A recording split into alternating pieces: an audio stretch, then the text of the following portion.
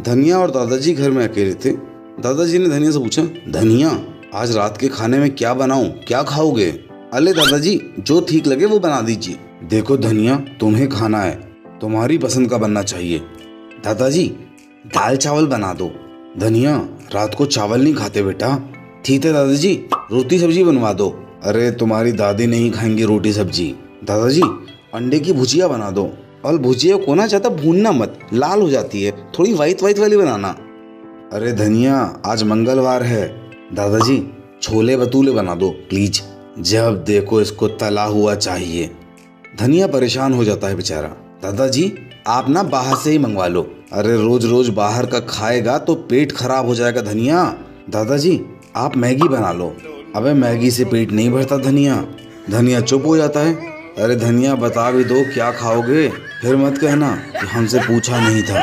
धनिया आज क्लास में फिर से लेट हो गया और पूरी क्लास बोली शिक्षा भैया से, भैया आज भी धनिया आएगा, कोई कहानी सुनाएगा, आप उसकी कहानी मान लोगे। क्लास में तो बच्चे शर्त लगाने लगे कि धनिया आएगा और शिक्षा भैया एक्सेप्ट कर लेंगे उसका बहाना। नहीं नहीं, कोई बहाना एक्सेप्ट नहीं होगा आज धनिया का। धनिया आज कुटेगा ही कुटेगा। शिक्षा भैया मे आई कम इन? कमीन तो तुम हो बेटा, एकदम कमीन। तो बताओ आज काहे लेट हो गए? दादा दादी के बीच में जूता फाइट हो रही थी, किसी के घर में चोरी हो रही थी, कोई लड़की तुम्हें बिठा के अपनी गाड़ी में ले गई थी, क्या हुआ था बेटा आज? शिक्षा भैया कैसी बातें करते हैं आप ही ने तो पिछली क्लास में पढ़ाया था, इसलिए मैं लेट हो गया। क्या पढ़ाया था बेटा हमने कि लेट आओ क्लास में? अरे नहीं, आपने कहा था ना जो भी रोड साइड पे साइन बोर्ड लगे होते हैं उनमें जो बातें लिखी होती हैं उन नियमों को मानना चाहिए। हाँ तो बिल्कुल मानना चाहिए, यही पढ़ाया था हमने तुम्हें, तो इससे तुम लेट कैसे हो गए? भैया कल ही तो अपने स्कूल के बाहर बोर्ड लगा है, आगे स्कूल है, कृपया धीरे चलें। तो बस हम धीरे चल के आ रहे थे। अकबर का हैप्पी बर्थडे था, बीरबल सारा का सारा इंतजाम कर रहे थे और दूसरे मंत्री महाराज के कान भर रहे थे। महाराज महाराज, मैं सोच रहा था कि आप इतने महान राजा हैं तो गिफ्ट भी आपको बहुत महान मिलना चाहिए। बीरबल तो आपके फेवरेट हैं, आप बात बात में उन्हें सोने की मुद्राएं दे देते हैं, आज उनसे भी कुछ अच्छा लीजिएगा। डेफिनेटली खजाना मंत्री, व्हाई नॉट। बर्थडे पार्टी का अरेंजमेंट देख के महाराज बहुत खुश हुए। बीरबल पिछले 10 सालों से जब से तुम हमारे साथ हो वो 10 साल कैसे बीते? महाराज मुझे ऐसा लगा जैसे 1 मिनट ही बीता हो। अच्छा बीरबल, ये सब में कितना खर्चा हुआ? महाराज 100 सोने की मुद्राएं लगी, पर अगर आपके ऊपर खर्च हो तो मेरे लिए 1 रुपए के समान है। तो लाओ बीरबल, हमारे बर्थडे पे हमें इस तरीके के 100 रुपए दे दो। अब सब समझ गए, 100 रुपए का मतलब हो गया 10,000 मुद्राएं। अब सब लोग बीरबल पे हंसने लगे।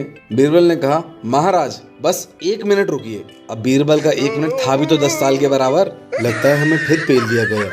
एक बार एक चोर को कोर्ट में पेश किया जाता है। अब जज साहब उस चोर से पूछते हैं कि हाँ भाई, तुम अलग ही कलाकार हो, एक ही दुकान पे 4 बार ताला तोड़ते हुए कैसे पकड़े गए तुम? अब ऐसा चोरी का अंदाज तो भैया हमारे कोर्ट में तो पहली बार देख रहे हैं हम, लग रहा है कोई तो ठोस वजह होगी, बताओ भाई। तो चोर नीची आवाज में बोलता है, हाँ जज साहब, 4 बार एक ही दुकान पर ताला तोड़ रहा था और चौथी बार में पकड़ा गया। फिर जज साहब पूछते हैं, चलो ये बताओ तुमने चुराया क्या था? चोर बोलता है, साहब मैंने एक ड्रेस चुराई थी। तो जज साहब पूछते हैं, अरे भाई जब तुम एक बार ड्रेस चुरा चुके थे तो 4 बार वहाँ आने की क्या जरूरत थी? और जरा ये भी बताओ कि दूसरी और तीसरी बार क्या करने आए थे? तो चोर बोलता है, जज साहब मैं पहली 3 बार जो ड्रेस चोरी करके गया था उसका रंग मेरी बीवी को पसंद नहीं आया था। अब आप भी शादीशुदा हैं समझते ही हैं, तो मैं चौथी बार आया ड्रेस बदलने और तब मैं ताला तोड़ते पकड़ा गया। ये सब सुनते सुनते जज साहब की आंखों में भी आंसू ही आ गए। दादाजी का कोर्ट में केस चल रहा था। फाइनली 25 साल के बाद दादाजी कोर्ट में केस जीत गए। जज साहब ने कहा, अरे दादाजी मुबारक हो, आप केस जीत गए हैं। दादाजी ने कहा, जज साहब बहुत बहुत धन्यवाद, मैं भगवान से प्रार्थना करूंगा कि आप दरोगा बन जाएं। जज ने हंसते हुए कहा, अरे दादाजी मैं जज हूँ, जज दरोगा से बड़ा होता है। दादाजी ने जज की तरफ देखा और बोले, हमको भी पहले यही लगता था साहब कि जज जो है वो दरोगा से बहुत बड़ा होता है और सारे समाधान कर देता है। पर आपको एक बात बताएं जज साहब, सालों पहले जब इस केस की बकैती चल रही थी तो उससे पहले दरोगा बाबू ने हमसे कहा था, अरे दद्दू इस बुढ़ापे में के केस वेस करेगा, हमारी बात मान ले और केस को रफा दफा कर। और उस समय हमने कहा था, काहे चिंता करते हो, हम सब संभाल लेंगे। पिछले 25 सालों से हम चिंता कर रहे हैं, दरोगा की बात मानी होती तो उसी समय केस खत्म हो जाता। हमारे लिए तो दरोगा बाबू ही बने, भगवान करे आप दरोगा बन जाएं। दादाजी को गांव से शादी का इनविटेशन आता है। दादाजी धनिया से कहते हैं, चलो तुम भी मेरे साथ चलो। अरे दादाजी मैं क्या करूँगा वहाँ जाके, वहते भी मेरे मुंह से कुछ उल्टा सीधा निकल गया तो आप मुझे मालोगे। अरे काहे चिंता करते हो, बहुत मजा आएगा। अदल ऐसी बात है तो मैं चलता हूँ, बस एक बात का ध्यान रखना धनिया, अपना मुंह चपर चपर मत चलाना। धनिया और दादाजी गाँव पहुँचे। धनिया को काम दिया गया कि जब लड़के वालों के रिश्तेदार आए तो उनका सामान उतरवा देना।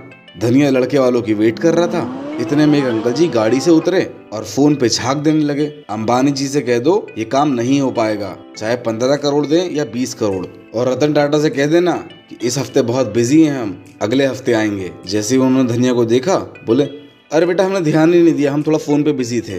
अरे कोई बात नहीं अंकल जी, जब आपने इस बात का ध्यान नहीं दिया कि इस गांव के 50 किलोमीटर दूर तक मोबाइल नेटवर्क नहीं है तो आप मुझ पे कहां से ध्यान दे पाते। धनिया लगातार फेल हो रहा था। शिक्षा भैया ने धनिया से कहा, बेटा थोड़ा ध्यान दो पढ़ाई पर, अगले महीने एग्जाम है, फिर फेल मत हो जाना। क्लास में लड़के शर्त लगा रहे थे धनिया इस साल कितने सब्जेक्ट में फेल होगा, और तो और लड़कियों ने भी मजाक बना दिया धनिया का। धनिया ने बेंच पे खड़े होकर पूरी क्लास से कह दिया, इस साल क्लास में फर्स्ट मैं ही आऊंगा। और पूरी क्लास धनिया पे हंसने लगी। एक महीने बाद शिक्षा भैया को दादाजी मिले। दादाजी एग्जाम बहुत नजदीक आ गए हैं, धनिया ने क्लास में सबको चैलेंज दिया है वो फर्स्ट आएगा, वो पढ़ाई कर रहा है कि नहीं। अरे काहे चिंता करते हो शिक्षा भैया, धनिया बहुत ही निंजा तरीके से पढ़ाई कर रहा है। दादाजी शिक्षा भैया को अपने घर ले जाते हैं। अब घर जाके देखते हैं तो धनिया शीशे के सामने बैठ के पढ़ रहा है। धनिया शीशे के सामने पढ़ाई क्यों कर रहे हो? इसके 3 फायदे होते हैं। पहला तो मैं खुद पे नजर लग पाता हूँ, दूसरा पढ़ाई के साथ साथ रिवीजन खत्म, और तीसरा मुझ जैसे इंटेलिजेंट आदमी को एक और इंटेलिजेंट आदमी की कंपनी मिल जाती है। धनिया तू इस बार भी फेल होगा। धनिया क्लास में लेट आता है और समझ जाता है आज शिक्षा भैया पटक के पीटेंगे। पर इतने में धनिया देखता है क्लास में तो न्यू एडमिशन आया है। एक लड़की धनिया से पूछती है, ये क्लास कहाँ पर है? धनिया मौके पे चौका मारता है, अरे यही है, चलो मैं तुम्हें ले चलता हूँ। मे आई कम इन शिक्षा भैया? आओ बेटा धनिया आओ। अरे तुम्हारे साथ ये कौन है? न्यू एडमिशन है शिक्षा भैया, please come in, please come इन। क्या नाम है आपका? जी मोनिका। अच्छा तो आप है न्यू एडमिशन, बैठिए बैठिए। आज आपकी पहली क्लास है? जी शिक्षा भैया। क्या? जी शिक्षा भैया। अरे पगला गई हो क्या? मैंने कुछ गलत कहा क्या शिक्षा भैया? अरे भैया मत कहिए ना, मेरा नाम शिक्षा है। तो क्या मैं आपको शिक्षा कह के बुलाऊंगी? अरे इतनी छूट तो हमने दादाजी को भी नहीं दी, आप हमें शिक्षा सर कह के बुलाएंगी। ठीक है शिक्षा सर। अरे ऐसे नहीं, शिक्षा सर, थोड़ा प्यार से। ओके शिक्षा सर। हाँ ये हुई ना बात। देख रहा है ना धनिया, सख्त लौंडा भी पिघल गया। शिक्षा भैया घर में बैठ के बढ़िया चाय पी रहे थे, देखा कि दादाजी बड़े परेशान होके वापस आए हैं। दादाजी मैं तो आपको अस्पताल छोड़कर आया था, आज आपका ऑपरेशन होने वाला था, आप यहाँ पर क्या कर रहे हैं? अस्पताल से भागकर क्यों आ गए हैं आप? और इतनी चिंताजनक क्यों लग रहे हैं? आप तो कहते रहते हो काहे चिंता करते हो, काहे चिंता करते हो। अरे शिक्षा भैया आज तो बात चिंता की ही है। हमारा ऑपरेशन जहाँ हो रहा था हम बेड पे लेटे हुए थे, सारे डॉक्टर और नर्स आई और इतने में नर्स बोली चिंता मत कीजिए सब ठीक हो जाएगा।